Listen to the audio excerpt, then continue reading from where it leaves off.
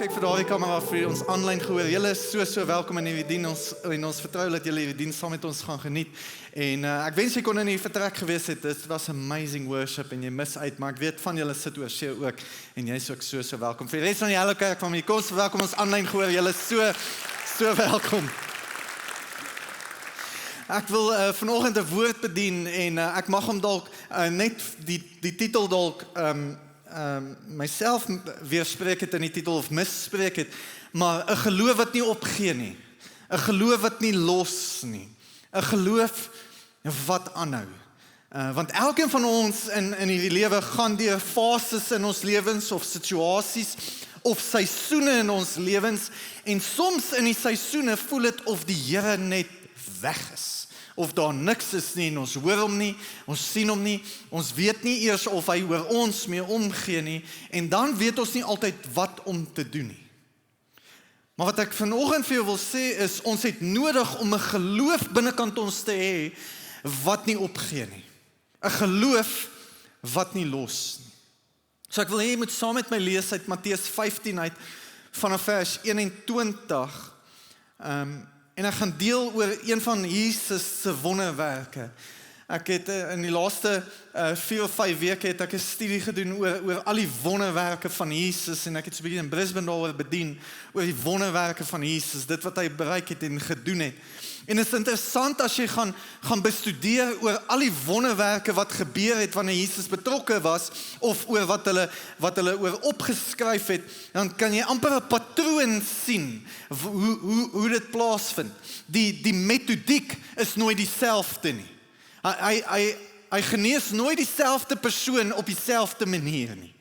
So wanneer hy 'n blinde genees het om weer te laat sien, was daar 2 verskillende maniere hoe hy dit gedoen het. En ek dink hy doen dit pertinent sodat ons nie 'n stelsel hoef te volg nie, maar ons kan nog steeds 'n persoon volg en ons geloof nie in 'n stelsel plaas nie, maar in die persoon van Jesus Christus. Want die probleem met stelsels is great. Ek bedoel, ons kerk het stelsels nodig, kerke, organisasies. Jy kan 'n visie hê, jy kan dit in die bord sit, maar as jy nie 'n stelsel het om as die voertuig, wat speel as die voertuig nie, gaan jou visie nooit uitgevoer word nie. Maar in die geloofswêreld, kerk, lyk dit anders en is dit anders. Want as Jesus 'n stelsel gevolg het ons die stelsel gevolg en nie hom nie. En so ek het gaan leer en gaan lees oor al die wonderwerke en hier was 'n interessante wonderwerk wat ek met jou wil deel. Ons gaan lees uit Matteus 15 vers 21. Dit sal op die bord wees, maar as jy saam wil volg in jou Bybel of jou Bible app. Hy sê volgende Matteus 15 van vers 21. En Jesus het daarvandaan weggegaan en na die streke van Tyrus en Sidon vertrek. En 'n Kananeese vrou het van daardie gebied gekom en na hom geroep en gesê: "Wees my barmhartig, Here, seun van Dawid. My dogter is erg van die duiwel besete." Sy was seker 'n tiener gewees. Ouers, julle moenie so hard lag nie. Julle kinders sit hier. Tieners ek grap sommer. Julle het 'n gesprek nodig met julle ouers na die tyd. My dogter is erg van die duiwel besete. Maar hy het daar nie 'n woord geantwoord nie. Toe kom sy disippels nader en vra hom en sê: "Stuur haar weg, want sy roep agter ons aan." Maar hy antwoord en sê: "Ek is net gestuur na die verlore skape van die huis van Israel." Daarop kom sy en val voor hom neer en sê: "Here, help my." Maar hy antwoord en sê: "Dit is nie mooi om die brood van die kinders te neem en dit vir die hondjies te gooi nie." En sy sê: "Ja, Here, maar die hondjies eet darm van die krummels wat van die tafel van hulle baase afval." Toe antwoord Jesus en sê vir haar: "O vrou, groot is jou geloof. Laat dit vir jou wees soos jy wil hê." En haar dogter het gesond geword van daardie uur af. Kom ons bid saam. Here, dankie vir die woord. Dit is my gebed, Here, mag U die woord kom oopbreek vir ons vanoggend. Mag U elke persoon hierso kom persoonlik bedien met U woord en mag U Heilige Gees die naprediker wees van hierdie woord. Ons bid dit in Jesus naam en almal sê Amen. Hierdie ontmoeting met Jesus is seker een van die mees verstommende ontmoetings in al die evangelies. Is ook een van die skrifte wat dalk deur baie mense misverstaan word as gevolg van net die Engelse taalgebruik en nie 'n dieper delf in wat die woorde en die Griekse woorde hier beteken het wat Jesus gebruik nie. Maar hier's 'n vrou en jy moet mooi verstaan, sy's nie 'n Jood nie. Sy's 'n Kananeese vrou, sy's nie deel van die uitverkore volk nie. Sy lyk nie soos hulle nie, sy dink nie soos hulle nie. Sy hoort nie aan hulle nie. En so hier kom sy en sy het geen verbondsreg nie. She has no covenant claim. Sy kan nie aanspraak maak op dit eintlik wat sy soek nie. En sy het geen godsdienstige status nie. Maar tog stap sy in Jesus se teenwoordigheid in en stap weg met 'n wonderwerk. So sy is nie deel van die familie nie. Sy lyk nie soos hulle nie. Sy kan nie eintlik aanspraak maak op wat hulle wil aanspraak of wat hulle kan kry of ontvang van Jesus nie. Tog stap sy in die teenwoordigheid van Jesus in Jesus in, en sy loop weg met 'n wonderwerk. En hier is die groot gedagte wat ek met jou wil deel terwyl ek my foon op silent sit. Ek weet nou nie hoe sit ek my foon op silent nie. Daar is hy. Hier is die groot gedagte. Geloof weier om weg te stap wanneer liefde betrokke is.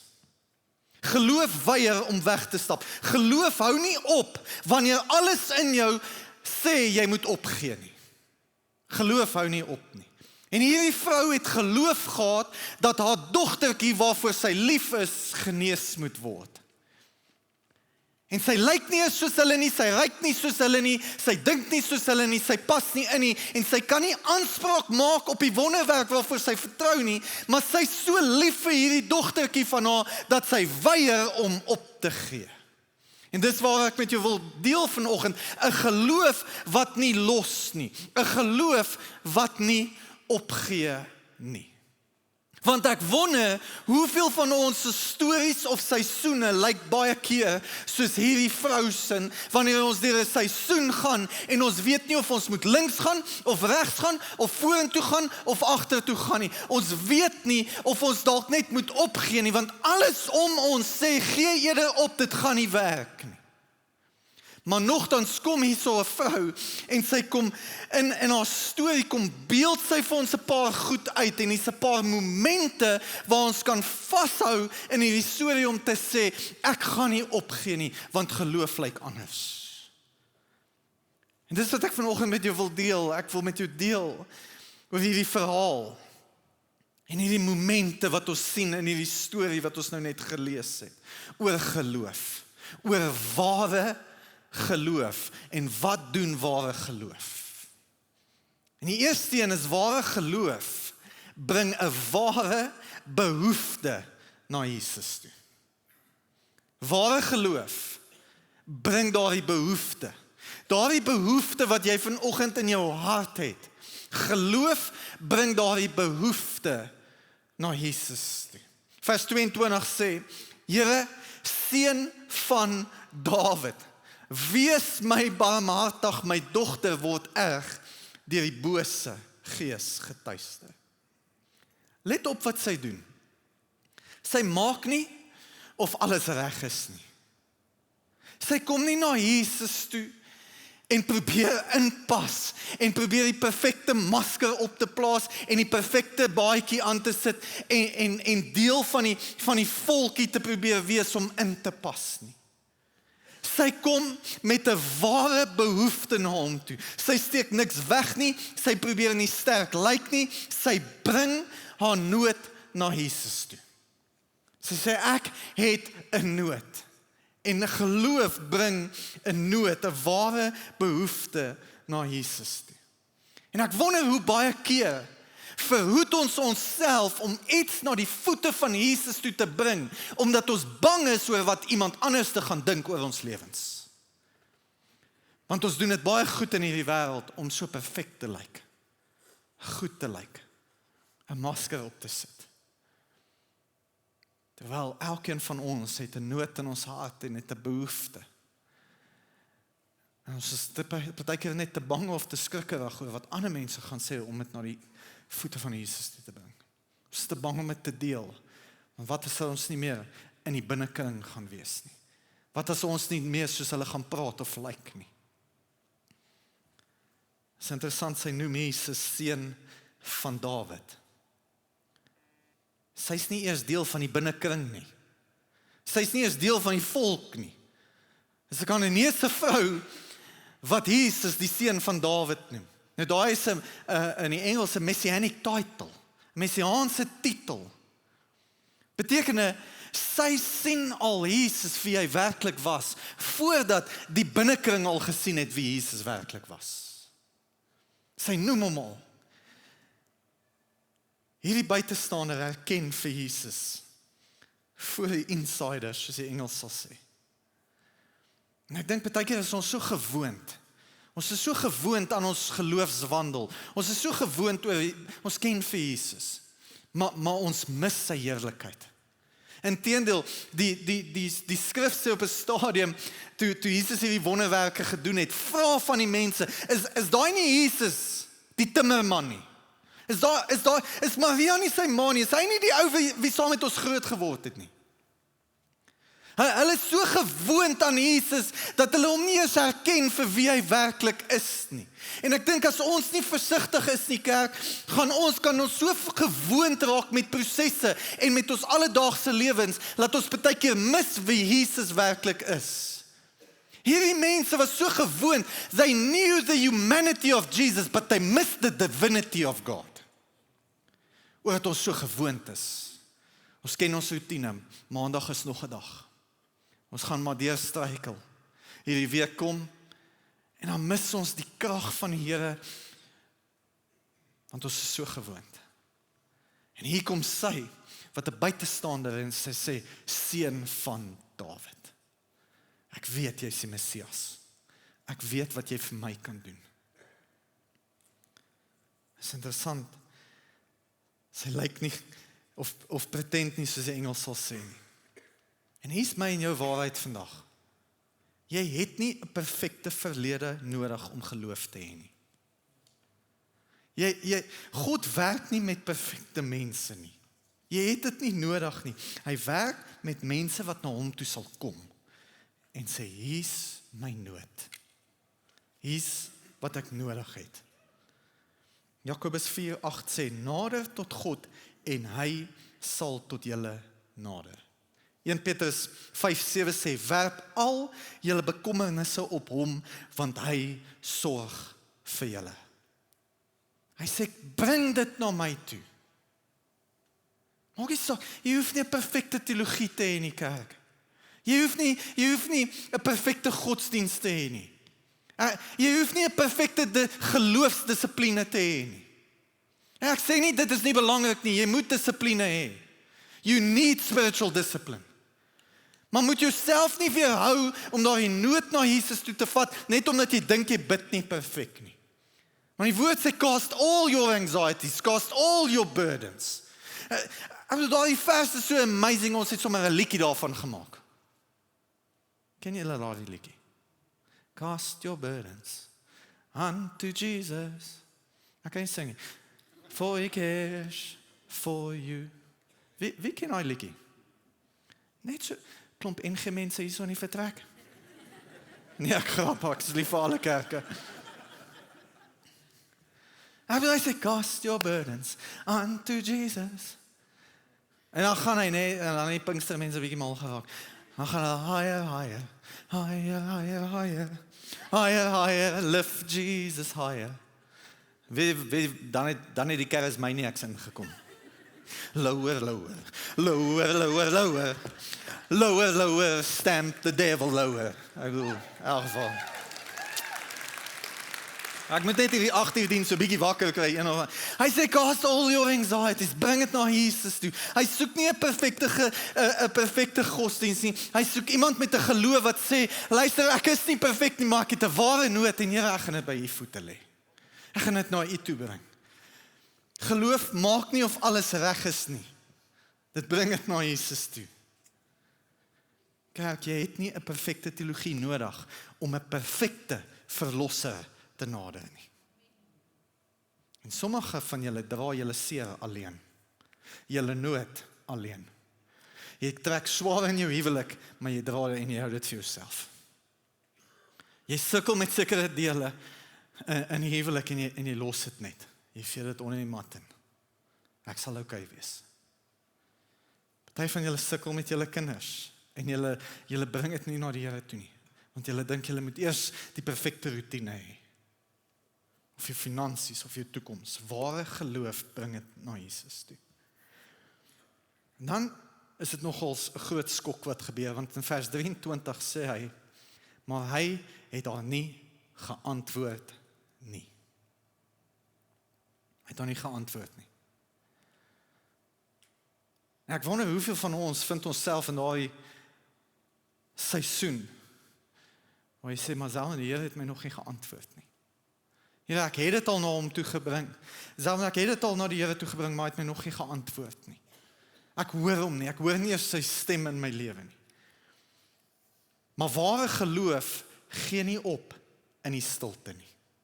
Ware geloof gee nie op in die stilte nie, want Jesus sê niks, hy gee nie antwoord nie, geen wonderwerk nie, geen reaksie nie, net stilte.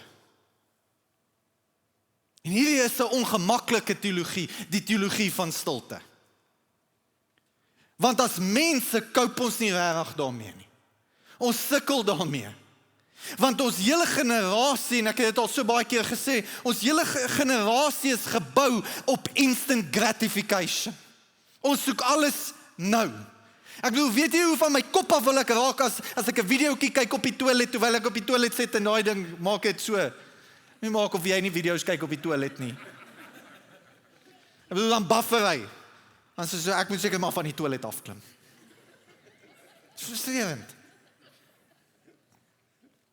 Maar dis hoe ons lewe. Instant gratification. Ons soek dinge nou. I want it all. I want it all. And I want it nou. Dan kom Jesus in 'n stilte. En as jy gaan kyk na die wonderwerke van Jesus, hoeveel keer is daar net stilte waar niks gebeur nie. Waar niks gebeur nie. Maar soms is God stil, maar hier is jou waarheid, stilte beteken nie afwesigheid nie. Net omdat die Here stil is, beteken nie dat hy jou verwerp het nie. Net omdat jy niks hoor nie, beteken nie hy is nie daar nie. Inteendeel, partykeer en meeste van die kere is stilte dalk net die voorbereiding vir dit wat kom. Is besig om jou karakter voor te berei. Is besig om jou kapasiteit te vergroot vir die seën wat hy oor jou lewe gaan uitstort. Maar ons grootste probleem is ons soek dit nou. En hier is ook die gevaarlike area in ons geloof, wanneer ons nie die Here hoor vir 'n maand of 2 of 3 of vir 'n jaar nie, dan loop ons weg van die geloof af. Maar geloof, kerk, gee nie op in die stilte nie. En dis juist daar waar ons moet verder gaan soek, waar ons in voorbereiding moet gaan, en waar ons karakter moet vergroot, en waar ons kapasiteit moet gaan vergroot, want dit is in hierdie seisoen, wat dit die voorbereidingsseisoen is. En dit is nie net ons wat met die Here se stilte sukkel nie, inteendeel die skrywer sê Psalm 13:2, hoe lank nog, Here, sal U my vir altyd vergeet? Wie van jou nie, maar het klink vir my daai is vir altyd. Dis nie 'n nuwe konsep nie. Maar jy moet verstaan, in jou geloofsreistog hier op aarde gaan daar stil seisoene wees. Daar gaan nie altyd 'n antwoord wees nie, maar ware geloof gee nie op wanneer daar nie 'n antwoord is nie, wanneer dit stil is. Jesaja 30:18 sê, daarom wag die Here om julle genadig te wees. Soms is die grootste genade die feit dat hy stil bly. Laat jy opnieuw hoor nie. Die disippels sê, stuur haar weg. Sy pla ons. Sy is besig om 'n sien te maak. Jesus sê niks nie. En die disippels sê, stuur haar weg, maar sy hou aan. Sy bly. Sy loop nie weg nie. Want geloof gee nie op wanneer dit stil raak nie. God se stilte beteken nie dat God afwesig is nie. En miskien is jy tans in jou seisoen van stilte. Dan, maar wat doen ek? Jy hou aan bid. Jy hou aan glo. Jy hou aan wag. Al verander niks nie. Net omdat jy hom nie hoor nie, beteken dit nie dat hy nie werk nie. Dat hy nie besig is nie. En as jy gedink het, stilte is moeilik, dan gaan hierdie wonderwerk storie oor in nog 'n moeiliker situasie in. Van stilte gaan dit oor na vers 26, hy sê, dit is nie reg. Jesus sê dit, is nie reg om die kinders se brood te neem en dit vir die hondjies te gee nie. Die Engels sê, it's not right to give it to the dogs. Ek bedoel, daai stelling wat Jesus maak, is nogal offensive. Veral as jy dit net so lees, sonder konteks. Want sien, mense buite kan die volk, die heidene was gesien as straatbrakke, as honde, as scavengers, as nie waardig nie. En so vir ons is dit maklik om te lees, is Jesus hier besig om haar te offend, om aanstoot te gee. En het is maklik om dit daarin te lees. Maar ek is mal oor hierdie vrou se geloof in hierdie situasie, want sy kan aanstoot geneem het, maar sy het nie. Want geloof, ware geloof, druk deur te midde van aanstoot. Dit druk deur die aanstoot. It pushes through the offense. Sy hou nie op glo dat die Here haar kind sal genees nie. Hier is een van die mees misverstaande gedeeltes in die Bybel, want kerk, hier is wat jy moet verstaan, Jesus beledig haar nie. Want as jy die konteks gaan verstaan van hierdie woord wat hy hier gebruik, is hy nie besig om haar te beledig nie, wat hy eintlik besig is om te doen, en as jy die toon van die vers gaan reg verstaan, is hy besig om 'n kulturele denke te verander vir sy eie mense rondom hom, sy eie disippels rondom hom. Want hy gebruik nie die woord straatbrak of straathond of straatscavenger nie. Inteendeel, die Griekse woord wat hy gebruik is kunara, is 'n Griekse woord, ek het hom op die bord. Kunarion. Dit is dus kunarion. Dit beteken nie straathond of willehond nie. Dit beteken letterlik huishondjie of skoothondjie in vandag se term. Was jy al by die boeremark? Daai groot boere wat met daai klein jokkie loop. Daai hondjie.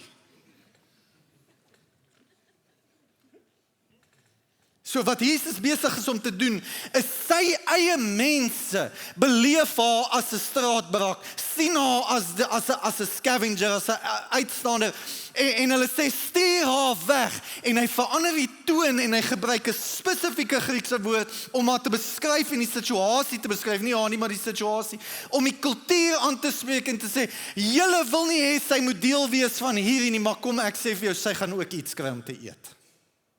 So Jesus verander die toon van hoe hy haar aanspreek.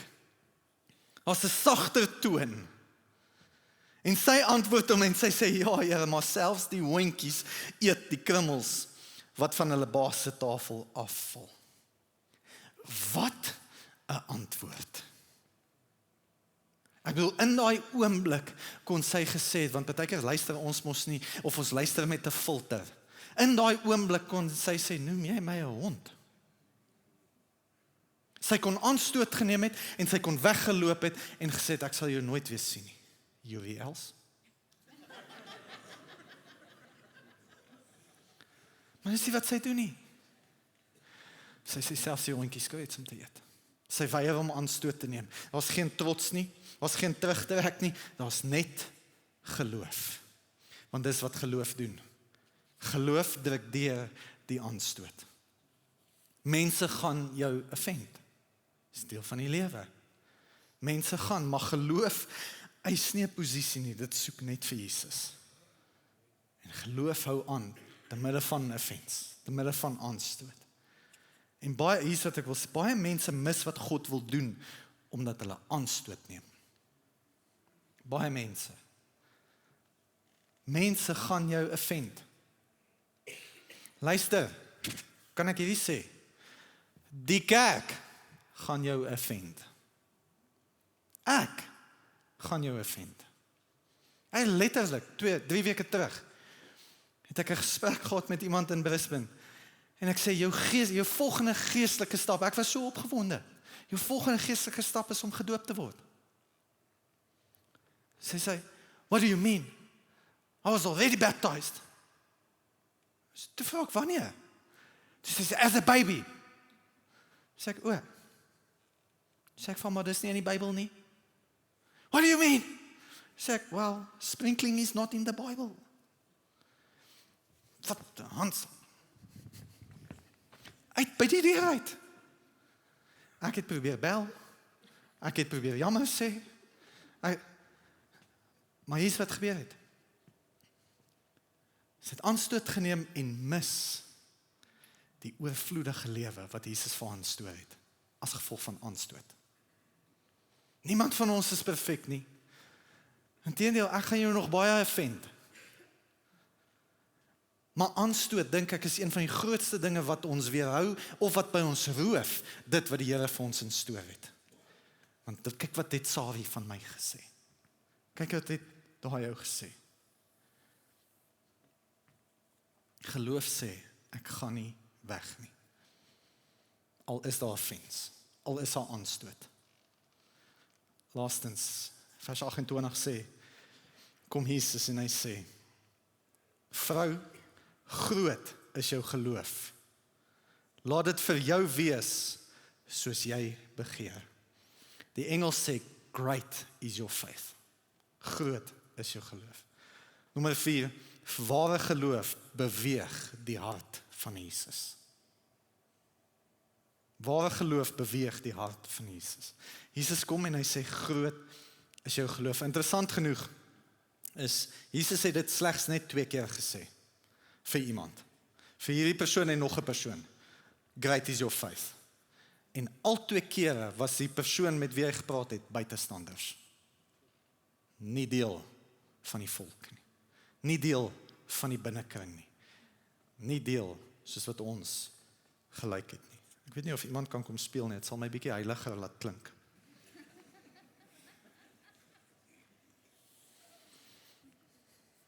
Kerk, geloof gaan nie oor hoe naby jy aan godsdiens is nie. Geloof gaan oor hoe diep jy Jesus vertrou. Hebreërs 11 vers 6 sê, sonder geloof is dit onmoontlik om God te behaag. Want ware geloof beweeg die hart van Jesus. Die Bybel sê, haar dogter is toe onmiddellik genees. Niemand anders kon haar help nie, maar Jesus het dit in 'n oomblik gedoen. Jesus het dit in 'n oomblik gedoen. Hoekom? En daar was volharding. Sy het geloof gehad. Maar baie keer gee ons op.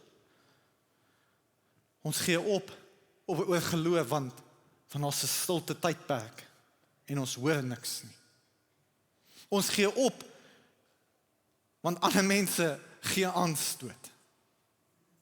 Maar hier's 'n vrou van buitekant af. En sy skree en sy pleit, want daar's 'n liefde vir haar dogter wat haar dryf. En sy gee nie op nie. En ek weet nie in wat se seisoen van jou lewe en jou geloofsreis jy is nie.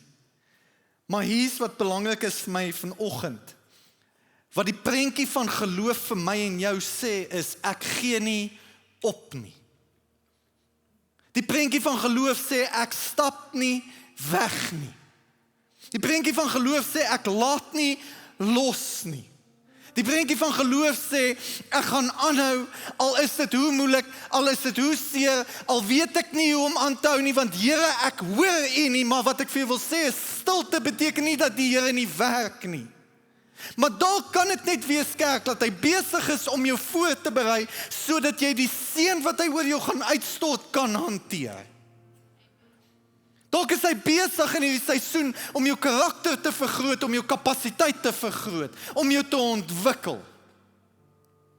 Sodat wanneer jy deur hierdie seisoen kom en wanneer jy weer in 'n seisoen is, in 'n volgende seisoen, gaan jy sê, weet jy wat, ek onthou daardie vorige seisoen, ek onthou daardie stilte tyd, maar ek het geleer uit daardie seisoen uit, dat ek binnekant myself 'n geloof gaan hê wat nooit sal opgee nie. Net omdat dit stil is, kerk, moenie wegloop van die kerk en die Here af nie. Net omdat daar aanstoot is, moenie dat aanstoot jou roof van dit wat die Here vir jou instoor het nie. Want ware geloof beweeg die hart van Jesus. En ek wil jou aanmoedig, al is daar stilte, al is daar vertraging, al verstaan jy nie wat tans aangaan nie. Hou jou oë gefestig op Jesus en plaas jou geloof en jou vertroue na hom toe. Want ware geloof bring 'n ware nood na die voete van Jesus toe. So in jou huwelik, in jou finansies, in die verhouding met jou kinders, in die verhouding met jou baas, by jou werk, wat ook al jou uitdaging is, bring dit na die voete van Jesus toe. Want ware geloof bring dit vir Jesus. Kom ons bid saam. Here, dankie vir die liefde.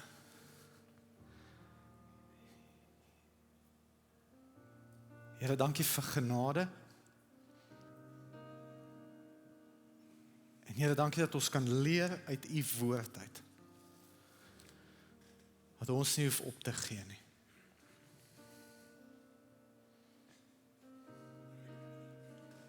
Here, dis my gebed. Mag een en elkeen van ons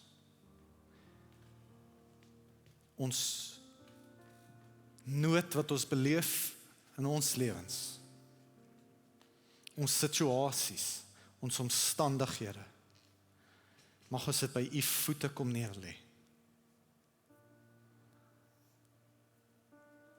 Here, mag ons kies om nie op te gee nie. Mag ons aan u vashou. Maar Here, dankie ook vir die deurbraak vir elke persoon hier voor my. Vir elke persoon, maak nie saak hoe hulle lyk nie, maak nie saak hoe hulle geloofsdissipline is nie. Nog steeds sê, ek gaan nie meer voorgee oor wie ek is en nie wie ek nie is nie. Ek gaan dit wat my situasie is, by u voete kom neerlê. Mag ons kies om dit te doen. Terwyl elke oog gesluit is. As Jesus sit en sê, Selwyn, ek kan dit nog nie eens na Jesus se voete toe bring nie, want ek het hom nog nooit eers aanvaar as my persoonlike verlosser en saligmaker. As jy Jesus wil aanvaar vanoggend, wil ek vir daai geleentheid gee. Ek gaan jou vorentoe roep of expose of ongemaklik laat voel. Maar ek wil net vir jou bid. So as jy Jesus wil aanvaar as jou persoonlike verlosser vanoggend, wil jy nie net vir my jou hand opsteek en net weer laat sak nie. Dankie.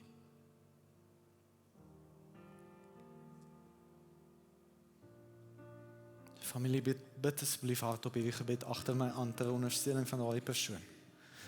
Here Jesus, dankie dat U vir my gesterf het aan die kruis van Golgotha. Dankie dat U my sondes vergewe het. Here, ek aanvaar die geskenk van die ewige lewe. En ek verklaar dat U my meester is, dat U my Here is. Ek is lief vir U. In Jesus naam. Amen. Kom ons gee die Here lofoffer en vir daardie persoon. As jy Jesus aangeneem het vanoggend en dalk al die gebed vir die eerste keer gebid het, ons het 'n link wat sê ek kies Jesus. Ons sal graag met jou volgende tree wil gee in jou geloofsreis. En saam met jou hierdie pad stap. Dit is 'n amazing gebeurtenis. En die hemel, die Bybel sê die hemel is besig om te juig oor die keuse wat jy vanoggend gemaak het.